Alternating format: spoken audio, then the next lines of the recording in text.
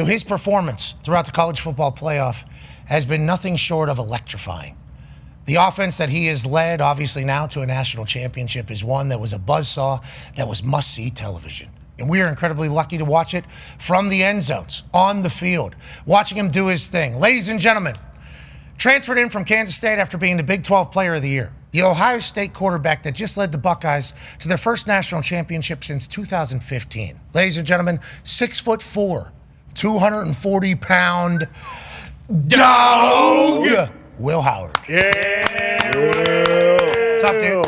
What's up, boys? How we doing? Hey, I'm fantastic. AJ almost got emotional last night on the sideline. The boys and I are a little bit tired. How are you doing, man? You woke up a national champion this morning. It was all worth it. Is that how you feel? Are you thinking back on the journey, or how has today been? Pretty surreal for you, I assume. Unreal, man. Unreal. It still hasn't sunk in yet. Didn't get a ton of sleep last night. Just got back here to Columbus, and I'm looking forward to celebrating with the boys, but probably gonna have to take a nap before that. Yeah, I imagine that's normal national championship quarterback stuff. Last night the boys had a good time, or what was last night like for everybody? Was it a hangout, storytelling?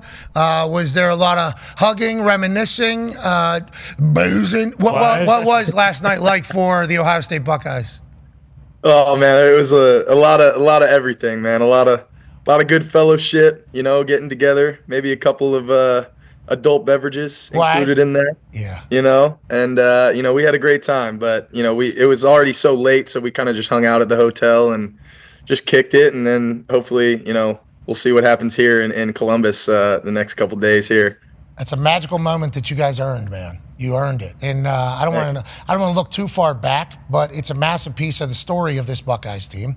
After the Michigan game, the flag planting thing, and then the players-only meeting with Ryan Day, airing of grievances, and then since this playoff thing has started, your team has been like the epitome of what everybody loves about college football. Seemingly behind each other, very free, supportive, and playing your absolute best. Did it feel like that in the moment? Did you feel more free during the playoffs, you think? Why do you think your team played so great in the biggest moments for the last four? Yeah, I think having to go through that last week of the season, when, a lot of people were doubting us, I think there was maybe even some people in here that were, experiencing a little self-doubt. And, we had to come together, and, we talked about, all we have is winning it all, and going out there and doing this thing.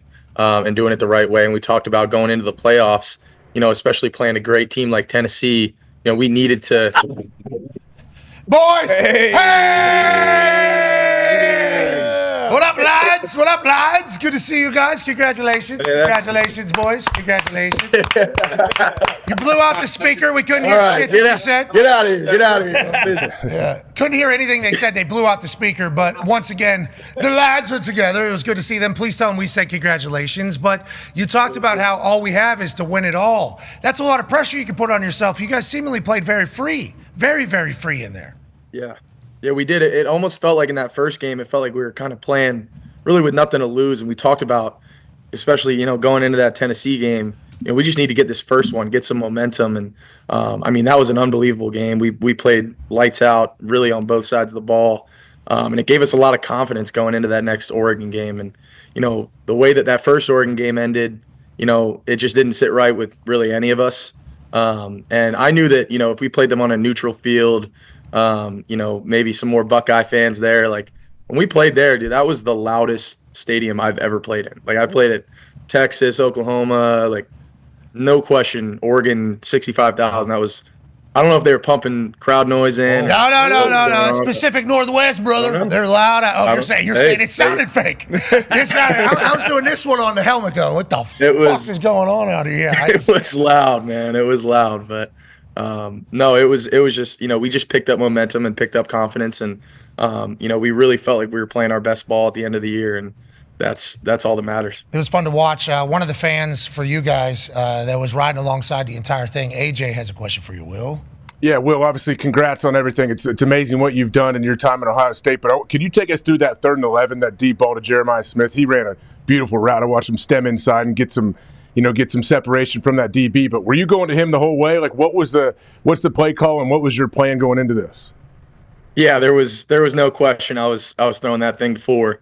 As soon as I got up to the line of scrimmage, we called it pretty much a max protection go balls on either side. And I saw that JJ had free access, off, inside leverage, and I knew it was unfair. That dude's gonna go whoop him on the route, and he did a hell of a job with it. I almost think I maybe held him up with the ball a little bit. He probably walks in the end zone if I get a little further, but No, you want to eat up more clock, brother. You played it right. You were playing heady. It was heady football in there. And D-Butch was going to ask this, but since it's already got brought up, it's like, what was the conversation? Because there was a timeout beforehand by Notre Dame. 3rd and 11. You guys had gotten pretty conservative. Run. Didn't know if you guys were just trying to eat timeouts. What was the conversation like whenever it was decided that we're running max protect, all goes here? Incompletion saves them a timeout, gives them the ball back. That's a massive decision. What was the conversation like, and what was your mentality when you heard that was the play call? That had to be very exciting that the team said, hey, we're putting this in your hands, brother, to win the game. Yeah, I was fired up, man. I love having the ball in my hands, with the game on the line. And, I like, being in those moments, man. But really going into that play, Coach Day was talking about, just be smart. Don't force anything. We weren't sure if we were going to get any sort of, zone coverage, if they were going to, try and play for the pass. Obviously, the way we were running the ball, continuously, they thought the run was coming and they played for the run. And they left our alien out on on one of their corners, and he did his thing. Yeah, he certainly did. So did you. And are you not entertained? I've fallen in love with your moxie, the way you handle yourself. I assume this is how you've always been, but on the biggest stage, you have not changed at all. Even the even a celebration. I mean, everything. It's you're one of the lads, which I think is like the coolest part about it, because you transferring in there. Then the loss is happening. They could have easily turned on you, that team. And I think you guys could have turned on each other, especially with how much talent in there and how many potential egos are in there. Instead, you guys rallied around each other, and it was very evident. And I think that is huge for your leadership, which goes to AP Tone's question for you, Will. Yeah, Will, when we were doing the alt cast last night, we were kind of trying to guess your measurables, and we kind of settled on somewhere around 4.68, 4.7 with a 39-inch vertical, except for Darius said, he was kind of questioning. I said mid-30s vert, but I did say 4.68, 40. Are we somewhere close around that? And I root for a franchise, Pittsburgh Steelers. We kind of like quarterbacks that played in Ohio, big guys, 6'4", 6'5", 250. So if you're looking for a program to come to, we will take you. Oh, he's just gonna pick. Yep, that's how it works now. Okay, that's how it works now. Well, now to extend that question though. Your next, obviously, you haven't thought about the next step. You've been so focused on a college football playoff. Us watching you each week, like, I'm not a big scout for NFL football. Like, that's not my thing. But we watch you, and I was very lucky to have a front row seat to the NFL as a punter for a long time. It's like, this is a Sunday guy. And then we start doing some research in what people are saying. They're not saying that at all. So then obviously the speed comes in because you run a lot more. I think you did at Kansas State than people give you credit for. Obviously you have a lot of weapons, but you're getting it to them. Do you feel like you've always been under-respected and appreciated or valued as a quarterback? Does that get to you? Do you think about it? I heard you have to answer a couple of these questions during media day, but we were very surprised to hear what people were saying about your NFL projections after watching you in person. And I assume that's all going to be bullshit anyways. You're going to move up quickly, especially after performance. But has it always been this way with you? And we're just kind of learning that now? Yeah, I feel like, ever since really I came out of high school, I was a 3-star recruit. And I think the way that my career started off, I wasn't really a great player. My first 2 years at Kansas State, I didn't really turn it on until my junior year. So I think a lot of people made assumptions about me and, just assumed that I wasn't a good player. But really, I just wasn't myself yet. I wasn't really settled in. And, I feel like this year here at Ohio State, like, I've been completely myself, and you guys see it, like me. I think I yelled at Boston Connor after one of the touchdowns. It was awesome. Screaming at him, dude. I'm like, I'm just get fired up, man. I like being in the moment and having fun with my guys. And, we just have an unbelievable locker room here. And it's so easy to play for these guys and to want to do it for everyone in this building. Yeah, but you're a great quarterback too, brother. Some of those throws are Sunday throw. Throws. And then you're big as shit You know, you are much bigger than you would expect, I think, from watching on TV. And you can move. Now, the paint on the field does get you every once in a while. Every once in a while. Every once in a while, the paint. It does. It does. Hey, I was thinking just like you said earlier. You know, I was taking some time off the clock for our defense. Yeah, 100% clock management. That's smart stuff. But you're much more athletic than anybody gives you credit for. Darius. Guys, don't do this. All right, it's on wax. You know what I said? I've given Will plenty of credit. You're right. But I think there's lack of it going around in a lot of conversations. Yeah, for sure. And look, you made yourself a ton of money in this playoff run. Biggest stage, biggest moments, best teams. Your coach you've been working with, Chip Kelly. How's it been working with him? Obviously a guy who's been on the pro level and been calling plays for a long, long time. How's it been working with him, and how much did he help with your development as a quarterback?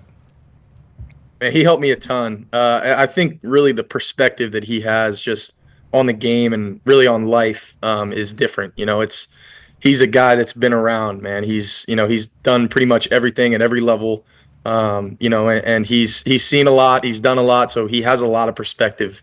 And he's shared a lot of things with me just on the field, off the field, how to handle myself, how to, go about my business. And he's been an unbelievable mentor for me off the field. But then on the field, I mean, he and Coach Day and Billy Fessler and all those guys in that room, like, they've changed me into a completely different player. I mean, the fact that my completion percentage went up by almost over 10%, like, that is 100% a credit to my coaches and them getting on me about taking completions and not forcing things down the field, but kind of letting the game come to me. And Chip's, he's said that since I got here, and I've tried to adapt to it, and it's been awesome for me. You and Chip Kelly, both in your first years at Ohio State, win a national championship. But getting there, obviously, two different paths. Chip Kelly was a head coach in the same conference as Ohio State, said, I'm going to go be an OC over there instead of being the head coach at UCLA. And you, how'd you get to Ohio State? Ty has a question for you. Yeah, Will, when you're done at Kansas State and with, like, the new process of the transfer portal and everything, it was coming out like, hey, this guy is the quarterback everyone wants. There were early reports like, hey, Lincoln Riley really wants him. It looks like he might go to USC. Was it always Ohio State, or how difficult was that decision figuring out where you were gonna end up for your last year? Yeah, I was, going into that last year, I was really expecting to hopefully, have a good year, build on the Big 12 championship year, and, hopefully go to the draft. But obviously coming out of the year, I didn't feel like where my draft stock was where I felt like my talent level and, my potential was.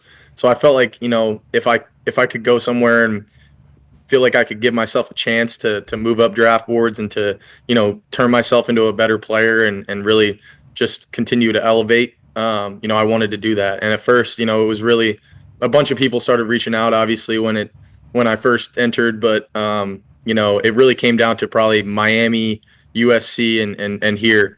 And when I was looking at it, the two things I said I wanted to do was compete for a Natty and, elevate my draft stock. And there was no place that came close to that in terms of, either of those things like Ohio State. And when it came down to it, it was really probably I was either going to go to the draft. I had a Senior Bowl invite. I was all teed up, ready to go to the draft, but this opportunity came up, and I just could not pass it up. Yeah, well, I think everybody in the state of Ohio and every Buckeye around the world is incredibly pumped that you made that decision. Ryan Day, tell us about him a little bit. I know you've only been with him for a year, obviously. This is the biggest year of his career, certainly the biggest win that he's ever had at all of you over there. But life as an Ohio State head coach is something. AJ right over there, very passionate. That's why he was crying on the sideline last night. Kirk Herbstreit crying last night because of the amount of love that everybody has for the Buckeyes in that state. But those expectations are obviously not the easiest whenever things aren't going great. How has Ryan Day operated alongside you, and how have you two kind of gotten along throughout this season, which has had obviously the option to dance all through it? Yeah, I mean, Coach Day he's my guy, man, and he took a chance on me. I owe, basically my life to that guy, man. He's developed me so I've never been coached so hard. I mean, that guy got on me so much in spring ball. Like, I was like, man, I feel like I don't even know how to play this position. I felt like I was like, what the hell, man? Like, this is crazy. But no, I'm just, and AJ knows, but, being a player or a coach at Ohio State, man, you don't really understand it until you're in it. It's different, the expectations that come with it, the pressure, all the eyes that are on you. It's different, and if you don't experience it, if you don't go through it, you don't really get it. So we were able to go through that together this year.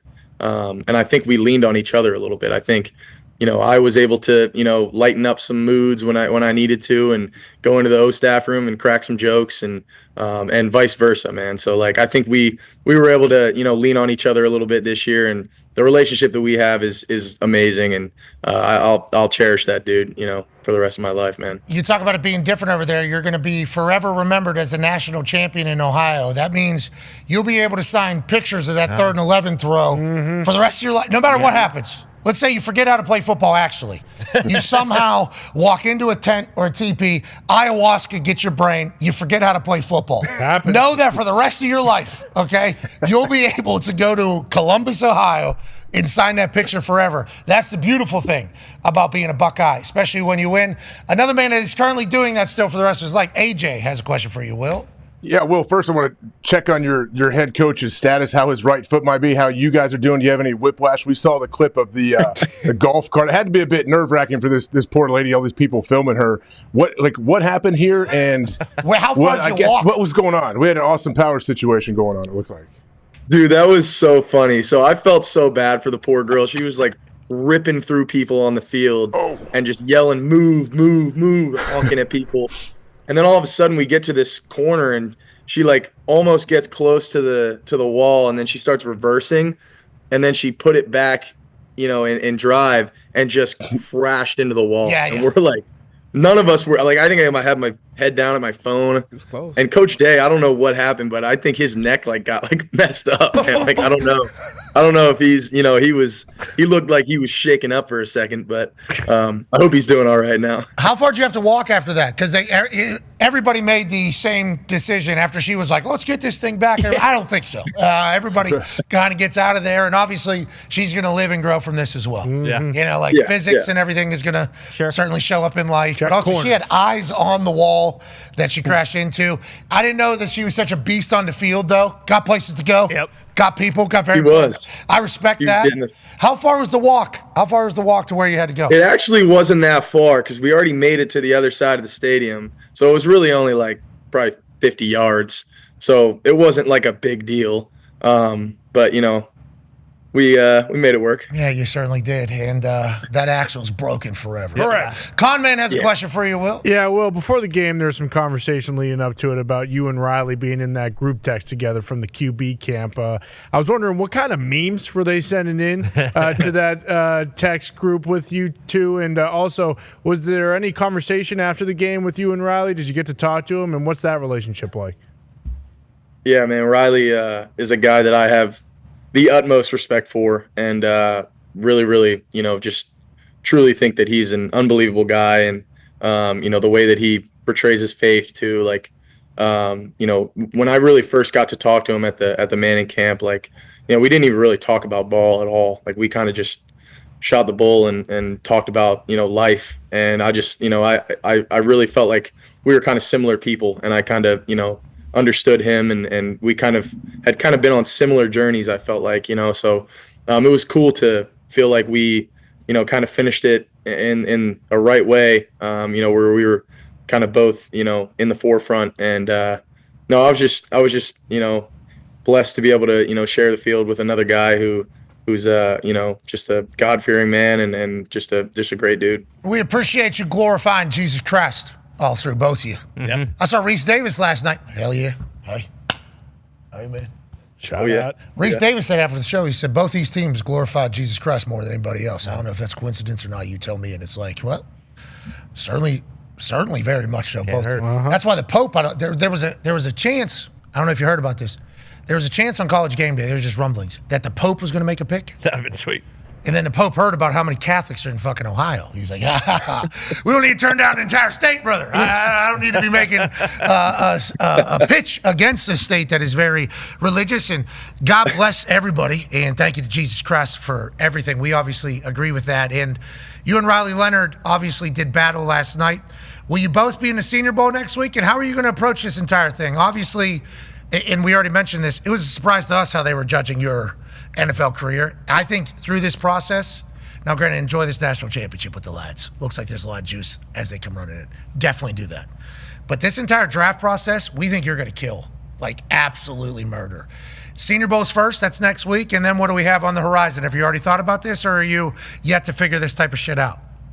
Yeah, I was hoping we could get through this game and then worry about it after. But, in terms of the Senior Bowl, I'm still evaluating that. I ran the ball, I think, like 16 times last night, so my body's a little beat up. Gonna have to feel how my body's feeling and everything, and then go from there when it comes to that. But in the process, man, I'm just looking forward to getting after it. And I'm going out to train out in LA with my guys at XL Sports, and I'm just excited to get out there and hopefully prove some people wrong throughout this process, because I felt like I've had that chip on my shoulder the whole time. I believe that I can be a first round draft pick. I believe that I can go in and lead a organization, and I want to just show and show these teams that they can trust me and bring me in and be that guy. Your teammates and coaches at Ohio State agree with you. I can't wait to watch you change narratives about yourself going into the NFL, and I'm excited as hell that you get the opportunity to celebrate getting to the top of the mountain. Not a lot of people do, brother. Everything you've done your entire life has led to this enjoyment, this moment. I hope you have a blast celebrating it all, and congratulations on being a national champion, brother.